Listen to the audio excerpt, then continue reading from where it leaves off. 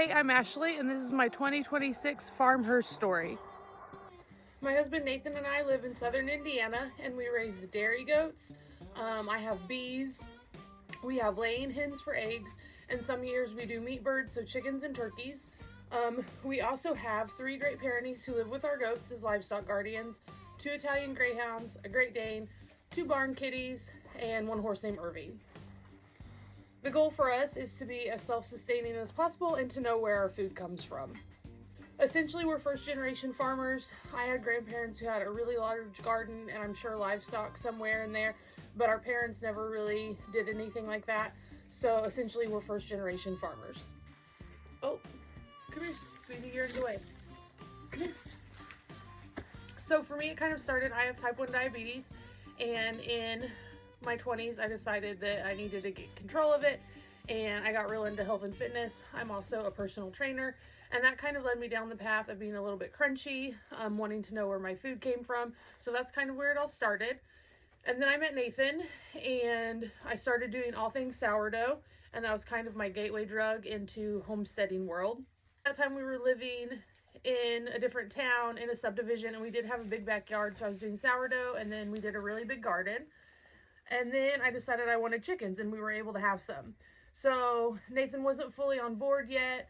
We were supposed to get married. COVID happened. We had to change our wedding. And the weekend we were supposed to get married, he went and bought me chickens and made me a chicken coop. So that's how essentially it really all started. Then we decided we wanted to look for land and either put cattle or goats on it. We found our piece of land. Didn't think we were going to be able to move for a little bit. We're still trying to decide goats versus cows. I want a dairy cow. I'm not there yet. But anyways, it just worked out perfect. The house adjacent to our land was a new build, and it came up for sale, so we were able to buy that and move things a whole lot quicker than we thought.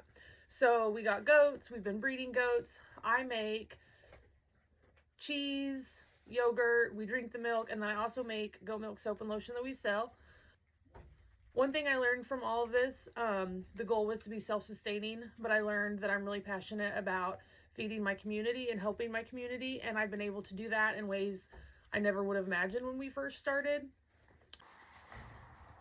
I started the farm on TikTok and social media to sell soap and lotion, and the whole goal for us, like I said, is to be self-sustaining, but that turned into me being able to feed my community in ways I would have never imagined. I've had people buy soap, but then say give it to a shelter. We've been able to donate meat, eggs, bread, things like that. But also, when I post videos of the animals, sometimes I make a little bit of money. And since that's not an income I count on, I've been able to turn around and buy things to donate, put in our blessing box. Anytime I make money on social media, I try to donate it to our community. And I just learned because of the farm. It's funny how it started with sourdough, and then I've learned how passionate I am about giving back to the community. But that's basically my farm story. I've said it 3,000 times, but for us, we want to be as healthy as possible. We want to know where our food comes from. We want to know that our animals are treated humanely and ethical. Those are all things that are really important to us on our small farm.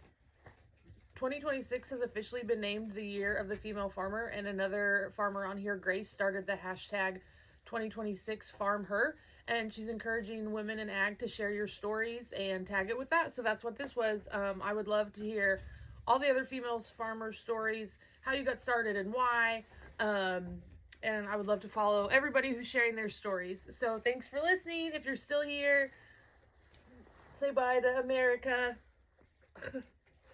All right, thanks guys. Okay, bye.